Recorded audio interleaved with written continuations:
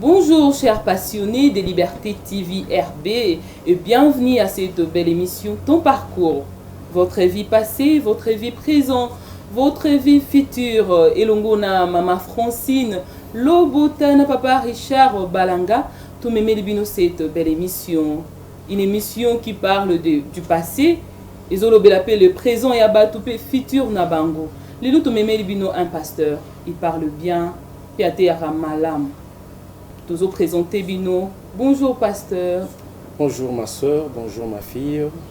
Comment allez-vous? Oh, Dieu fait grâce, très heureux de me retrouver dans cette émission, que d'être sélectionné parmi Baye, Oyobondimi, Tole Kissa, témoignage Nabiso et à moi Mouké peut-être, et aussi qu'on s'est retrouvé dans ces merveilleux plateaux sélectifs. Que le Seigneur soit béni. Ok, merci beaucoup, pasteur. Et c'est ngoza pe makasi mingi na ngambo na biso ya koyamba bino lelo comme notre invité. Pasteur, bazolanda biso balandi Liberté TV pe balandi Délivrance Télévision, bazomituna izanani, c'est que le pasteur a évolué à Wapi. Est-ce que beaucoup qu'on s'est présenté? Merci ma soeur. Départ ministère Nazali docteur Nakat selon Ephésiens chapitre 5 verset 17, Bible ezolobaete tozali ba comme apôtre, comme pasteur, comme évangéliste, comme prophète, comme docteur. Nga nazali comme docteur, kombo nanga ezali Bumulai Mokwe Reli. Naza marié na madame Laetitia Mokwe, oyo na pesimbote bisika zali. Naza papa ya bana mine bango nyonso kaka bana ya mibali liboso aza na 23 ans lelo pe ya suka azokokisa une année dans quelques 15 jours. Nazali moko ba pasteur na kati ya communauté chrétienne Peniel oyo kambami na apôtre Walo. Nazali na extension ya Bumbu. Extension ya Bumbu et kambami na pasteur tonton Ifambende kuna nazali ko servir Nzambe kasi tozana parcours moko ya molai elongo. Voilà na mokuse na salaka nazali fonctionnaire de l'état, nazali moko ba cadre na moko ba ministère na kati ya mboka na biso pe présentateur ya une autre émission na kati na TV monene Délivrance TV, émission Vous avez besoin de Christ. Voilà Otozali. Merci beaucoup, pasteur Eli. Pasteur Eli, tungito yeba bobota matimba la moko boye comme docteur, il y a toujours mutunyo so za kana le passé na yi. Est-ce que tungito yeba votre vie passée, makambo ele kanaki avant boyamba Jésus-Christ comme Seigneur et Sauveur? Merci beaucoup na opportunité oyo zopesa ngai lelo ya koyebisa mokili oyo biso tozalaki ya mboto koma baklisto. Nabotami dans une famille ya bana sambo 7 oyo tozali 5 garçons pe 2 filles. Ngai nazali deuxième de la famille. Baboti na biso bazalaki kosambela bango mibale na ba communauté protestante pe bakolisi biso na kati na éducation wana oyo ya chaque dimanche tokendaka ikodim wana ba prière penza ba semaine ezalaki te mais tozalaka na o tozali kobenga ba cellule nazalaki pe kokende ba cellule wana ndembala liboso na ikodim na yekola un verset de la Bible. C'était dans les codim. C'est pourquoi il est important que les parents initier banana bango nanzela ya ekodim. Et tokola kindenge wana ba parents batindi biso na école comme les bonnes écoles à l'époque, c'était des écoles catholiques. J'ai été aussi envoyé à une école catholique de mon coin, j'habitais la commune de Lemba et nous avons évolué dans ces écoles-là apprenant des Christ kobanda école. Et bongo nakolaki na se ya discipline wana mais déjà bon mwana nangai ezalaki caractérisé na vie mibale.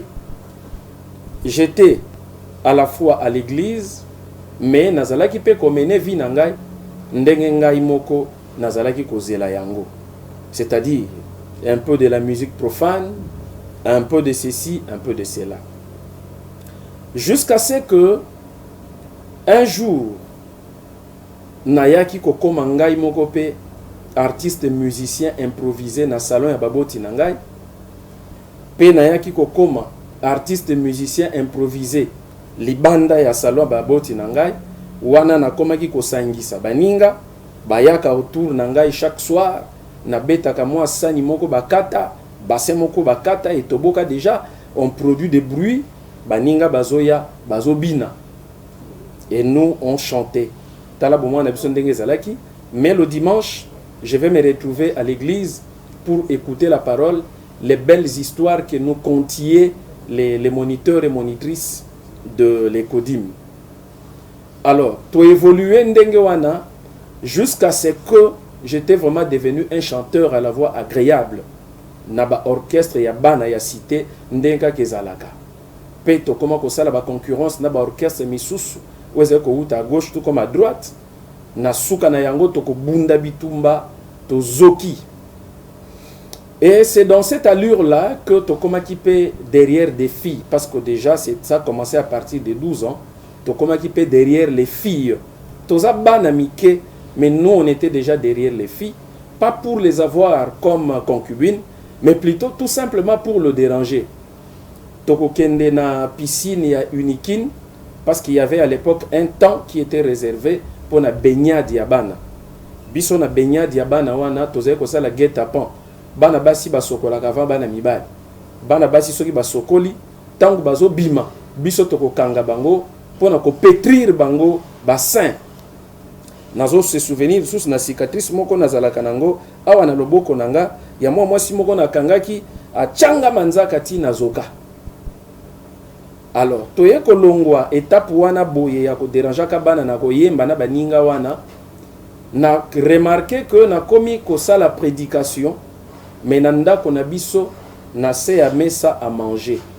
J'avais décoré là-bas la croix, j'ai mis les calices et toutes les choses que je voyais à l'église catholique, parce qu'à l'école, lorsqu'on nous amenait prier, c'était à l'église catholique, et à la maison avec mes parents, nous allions à l'église protestante. Alors, nabandi ko sambe la bongo na se ya mesa na ba leki na ngai, mes parents me disent ozo déranger biso kende libanda. C'est comme ça que na kende ki libanda na baninga to bani ko sambe. Mais na sauté étape moko très importante, tant on a commis na 3e année primaire na Moamba na koma ki moyibi ya mbongo na ndako baboti na ngai.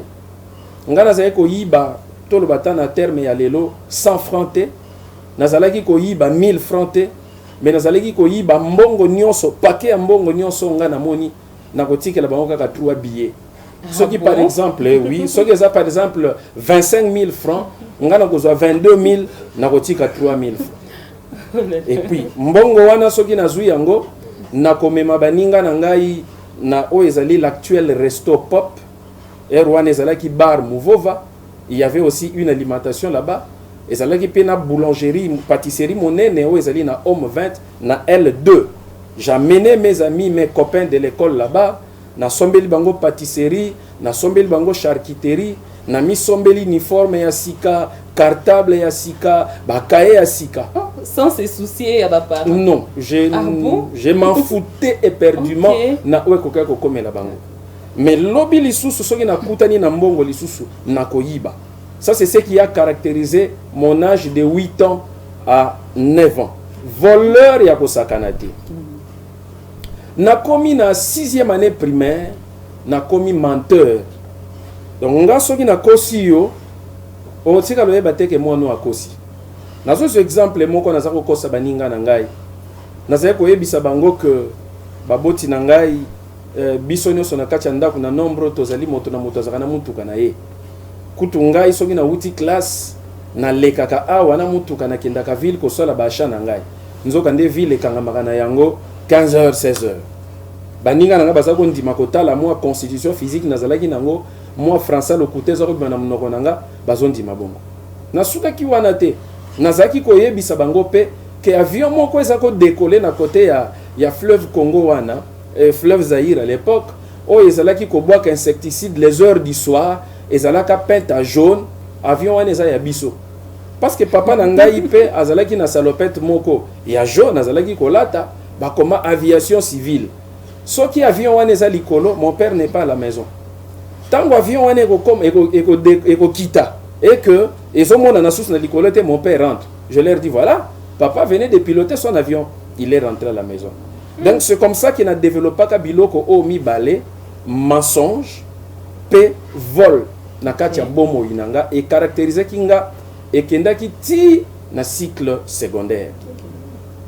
Na eko koma na 6e primaire. Na école oya malamba para ba tchakangai na zwa kité parce que na komaki na comportement mabe, na komaki ko kima classe, na komaki ko préféré na zalaka attaché na bana ya basi oyo bayela kanga mbongo onga pe na pesa ka bango mbongo. Ce qui avait fait que na échoué na école wana baza konti ba échec ya genre wana te 45% ba benga na ngai na longwa bake ko komisanga na école mosusu. Alors na école wana na kendaki nake ko kutana na ba brigand, donc ce n'était pas l'école y arrangé onga na mesana kinango. Ezaki école moko ya moi classe ya C, ça ne sert pas que natanga kombo ya école wana. Bongo na kutana kina ba ninga ba beta ka ba tubiloko moko ndenge wana. Nazalaki na obligation ngai pe ya ko développer force physique pe ya ko luka ko bakisa biloko mususu na kati ya nzoto na ngai. C'est comme ça que na senga kanoko na ngai na grand frère na ngai bakata ngai pe bakamo. Mwana nyonso mobali ya ba age wana alukaka zalaka na bakamo. Ngape bakata nga bakamo. Ah bon? Mais bakamo bakata kangai. Okay. D'abord et komisa kanga makasi, c'est vrai, parce que nazalaki ko beta au point où nazo komisa batu balala na se. Et komisa batu pe makasi. Oh mon Dieu. Pas moi et na ba bloco wana na ntima. Et komisa ngai makasi ya oyo nakoko beta 7 personnes. Oh là là. Na beta 7 personnes bango nyonso makila. Bango nyonso bazo sanza makila bakota ba hôpitaux ba parana bango balanda ba boti na ngai pona kofuta ba biloko moko ya nakomaki mabe. Mais ce n'était pas fini. Bakamo wana et développé ki na kati na ngai pe ba force misusu. Nakomaki na ba puissance mususu. Nakomaki par exemple na makoki ya koloba mbula beta. Mbule ko beta. Nakomaki na makoki ya ko par exemple ba kaneli ngai ba ko beta ngai na lobby bokobosa na likambo wana. On a pu battre babosa na likambo wana. Et ça là qui kaka normal boye ou bien c'était quoi? À un certain niveau ba kolo wana ba pesa kangai ba livre moko. OK. Na komaka kotanga ba livre wana. Na bande komona que plus na zo tanga livre ngo ba komanga na maboko. OK. Mais couverture nango c'est bien imprimé, mais c'est écrit na maboko pe na encre rouge. Ah bon? Au fur et à mesure que parce que déjà dès l'enfance école et médecine ça qui biso na bibliothèque moi mba wana na ba lecture donc na médecine déjà kotanga ezaki problème te pour ngai ti lelo yobo. Ce qui avait fait que ba pesanga livre wana na tanga, je n'avais pas d'inconvénient. Parce que j'avais besoin d'encadrement. Je lisais et je comprenais. Et ce que je comprenais, je mettais en pratique. Et ce que je mettais en pratique arrivait. OK. Professeur Nangaya Koko décidé que ça sa interrogation lelo. Mais Ngai soki na lobby qu'il ne va pas faire cette interrogation parce que je ne viendrai pas à l'interrogation n'a pas que ça la matin. C'est le jour que j'arrive à l'école, j'entre en classe et que j'ouvre mon professeur, il se souvient de l'interrogation. Alors, il dit non, tu regardes ça l'interrogation. Bon, ça va, tu ça là, on fait l'interrogation pendant que je suis là aussi. Voilà ce qui a caractérisé cette première partie de ma vie. Na koma ki pe na capacité ya ko initier baninga mususu. Ko pesa pe baninga oyo ngai na lingaki. Pe ba o na lingaki na pesa ki pe bango yango ba koma ki pe makasi ba koma ki pe ko sala biloko surnaturel lokolanga toza na TV makambo nyonso eza makambo ko lobate même les formules je ne peux pas vous les dire parce que ti lelo ndenge nazalia ba formule wana na yebi yango na yebi qu'est-ce qu'il faut dire pona ko senga mbula ebeta ebeta autant d'heures ebeta avec tonnerre ebeta sans tonnerre ebeta avec foudre je sais tout ça ti lelo na yebi yango. Mais nous ne pouvons pas le dire parce que Toroté qui a eu formule satanique au ezangatine. Et ben ko bang sabino te tombo ça la bloc wana nyonso. Moko o vandi pe boye bangi sibino endo ko mate. Nazalaki très à l'aise maman. OK. nazalaki tout simplement koyina yango mais nazali komona ke amour moko makasi ezalaki entre koyina yango ke kolinga yango. Donc nazali kolinga yango makasi ke koyina yango. Merci. Et voilà, pendant tout ce temps na développaki ekila moko nazalaki na puberté na ngai nazalaki koyoka posa te ya kopusa na pembeni ya mwana mwasi ndenge bana mibali nyonso o bazokola azokota na puberté na ye azalaka.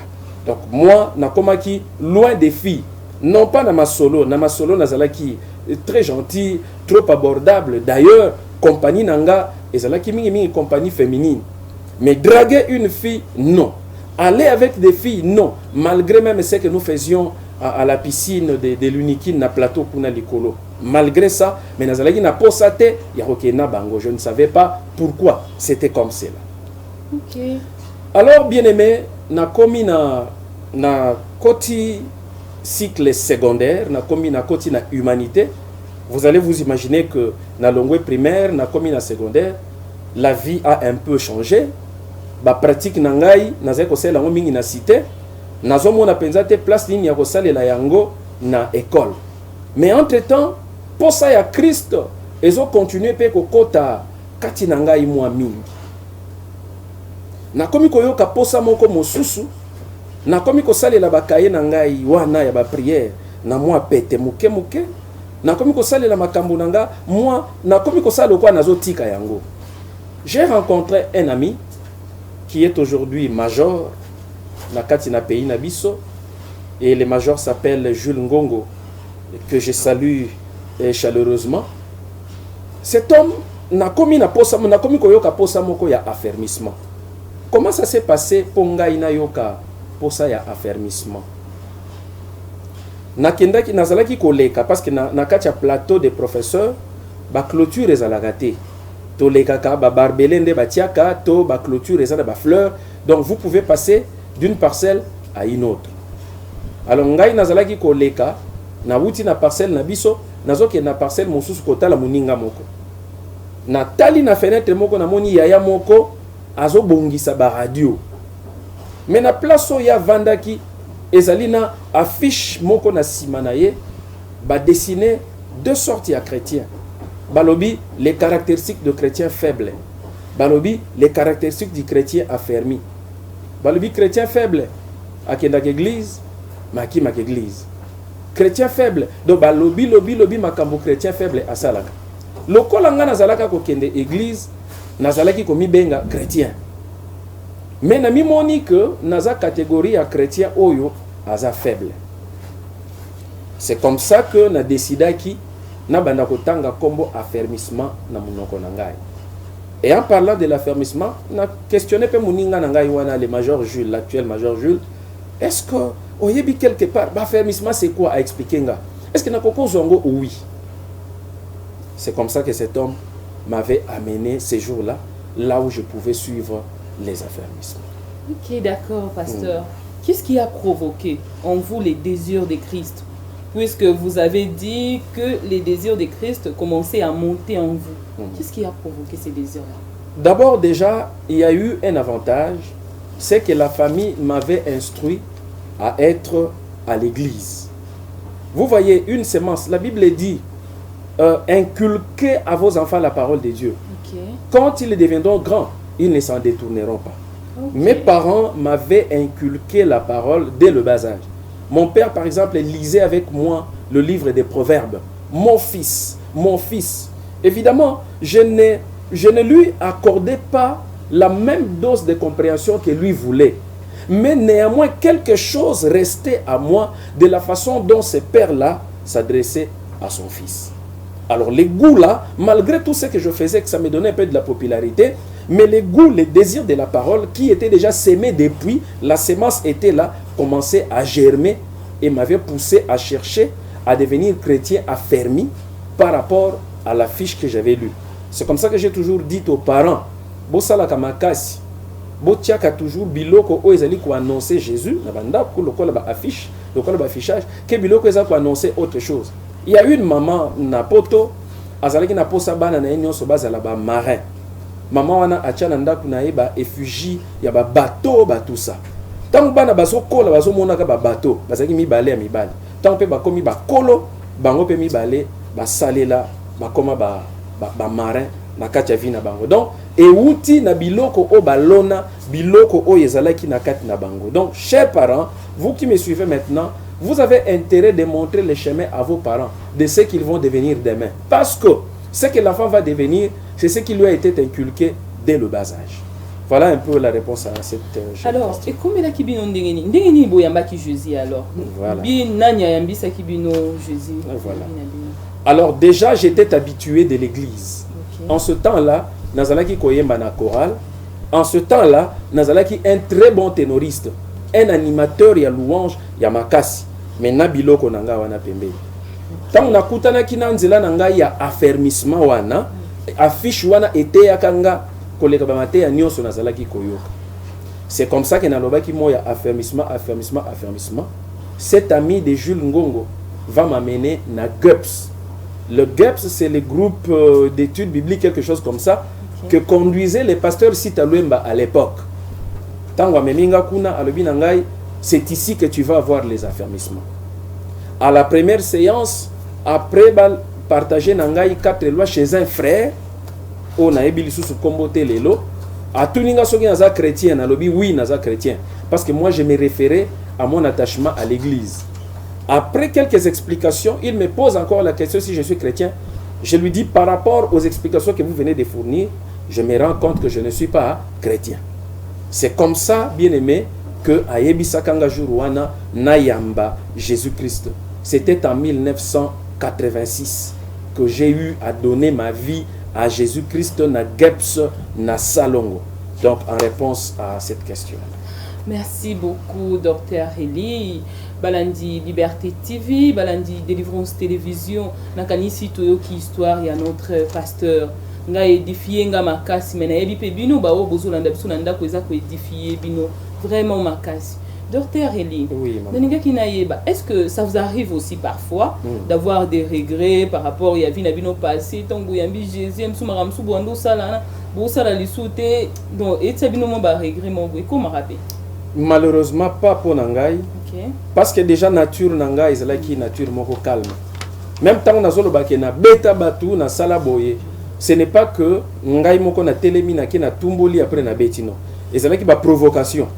Bouti mboka wana ya mbanzalemba na ya unikin, ezaki na pasi ya mai. Alors bouti kotoka mai, bozwa na nzela boko traverser ba parcelle. Mais beaucoup ti baninga ba bare bino nzela. Bino boza na 200 litres, il faut pousser ango et comme ananda, mais ba bare bino nzela. Allez na kanda wana boyo beti bango et les drames arrivent. Mais depuis na koma na Christ, na tikala ata mukolo moko te ko évoquer boye binga te o nazalaka. Soki nazalaki mbelende soki en tout cas na tikala ko regretter ango te. Par contre tous les jours sincèrement na okaka esengo ya kozala chrétien. Lelo na lobaka na Christ, même ata soko boyo pesanga o na ozele pa na yo, mais na lingi yo kaka. Voilà la réponse à cette merci beaucoup. Ndenge balobaka toujours la vie d'un homme, c'est un choix. Papa Richard alobina tunabino, est-ce que depuis Boyamba Yesu, makamni na salé la bino ya bien na bomo ina bino beaucoup yebisa balandi Liberté TV, bayoka pe makambo nzamba salé la bino. Bien aimé, Yesu yo aza un livre à plusieurs pages, dont chaque page est contenir une solution pour la vie de tout un chacun. Na yebite soki na komi na 40e page ya ba solution ya Jésus. Ngayo yo na botami na famille oyo ezala na côté papa, ezala na côté maman, kindoki evanda. Biso toza bankumu biso ngai. Nazaba oba bengaka barua parce que na société sociologique na ngai tozana 3 classes ya bato. Tozana bankumu barua oyo nga nazali, tozana ba middle ba katikati, pe tozana ba esclave. Donc soki nazongi na bokoko na ngai soki na kufi yambo bakundanga bakotia 6 personnes vivantes na se ya cercueil nanga na simanango ba tienga likolo ngamtu na sina kufi bazo kundanga ina bango. Bozomona ndenge nini bomo ya bato ezokende po moto moko akufi. nabotami na famille ya lolenge wana. Nabotami na famille oyo bakoko bateka ba génération pour bango ba vivre bien, bazala ba chasseur ya makasi. C'est-à-dire na libota nanga okoki na yo boko tanga me boko zo ba diplôme te. Soko tangi ozui diplôme oko sale la diplôme wana te. Deja ngai oyo Yesu alongoli ngai na nzela wana. Na tanga nazui diplôme, na sima ya kozwa diplôme nazo sala. Il me l'a fait. Na libota na biso kobala officiellement boy. Obali ndenge babengaka pilon. Et pas na biso ezalaka banzela oyo. Ba sentele bino to yo moko o sente ou bien boponani yaka bovanda. Mengai bandeko na fanda bongo baninga même basala nzambe misusu bafinganga oyo abangaka libala même baninga na musoko lobana o clairement musoko lobana o pembeni oyo abangaka libala oyo alingaka libala te oyo baloka bango bakobala te. Et c'était comme ça pendant que baleki nanga ya libota la famille élargie bazo synthétiser, nous on était comme ça. Kasi tangu nzambe ngonga na ye ekokaki, nous avons trouvé une femme qui fait notre joie. Okoki kolobake, c'est parce qu'il est à la télé qu'il est en train de dire ça. Je confesse ce que le Seigneur est en train de faire dans ma vie. Et Lélo, je suis marié. J'ai mes enfants avec moi. Gloire à Dieu. Oyo, bayebi pe nzambe. Oui. Mon fils est né, c'est un prophète. Nzambe azo salela na dimension o azo salela ye. Et moi ça me réjouit. Na utaki ko fêter anniversaire nanga awa le 2 juillet. Presque libota mobimba babosana ki yango. Mais moi nazalaki mosika asombi ba gâteau, a tourné même un clip pour son père. Aye nango a balancé, nous avons fait une petite fête oyoye a organisé. Moi je me dis que le Seigneur m'a donné à avoir une famille unie. D'ailleurs, nakacha ki pastora, vivre le bonheur, c'est un, connaître Christ, deux, jouir de sa famille. Et moi actuellement ma famille, c'est ma femme, mes enfants. Ça d'abord c'est ma famille. Ensuite les restes. Donc déjà ndenge nazana ese monakacha famille na naza heureux. Deuxièmement, nazo sala lelo. Nazana kacha ministère ya EPST. Ndenge nazui musala wana. C'est le miracle de Dieu. Nzambe aleki na banzela na silisi classe nazui diplôme naza diplômé ya Istandolo. Nazui classe dès que nasisi ba étude nazui musala. Quelques années après balongo linga musala wana. Na chômé pendant 7 ans. Nzamba zoe bisanga ko luka musala te, musale ko yela yo. Bien aimé na fanda. C'est bien nzamba sala ka sala ka pe promotion na biso. Et si Dieu fait ta promotion, mutaotel melango azate. Je reçois un coup de fil d'une dame catholique. Asobenga mon fils, est-ce que tu pourras aller travailler en brousse? Na répondre oui. Bien aimé na mata avion pour la première fois wana. Na kenda ko sala en brousse, na zoba mission, la vie s'est ouverte. Dieu est merveilleux. Makamusu se bele zali onzamba osala. Donc soto bito bandolo bango awa émission e kozanga fin. Nzamba malamu. Aïba osala makambu na ye na tana ye. Donc comme on dit toujours, avec Dieu nous ferons des exploits et il écrasera nos ennemis. Oui. OK, docteur Eli. Oui, maman. Tungai toye ba père spirituel na bino azanani père spirituel na. En tout cas, moto yonga na botami na se makolo na ye, c'est le pasteur Sita Luemba. OK. Yende atikala papa na ngai. D'accord. Banzela nyonso na lekaka, c'est lui. OK.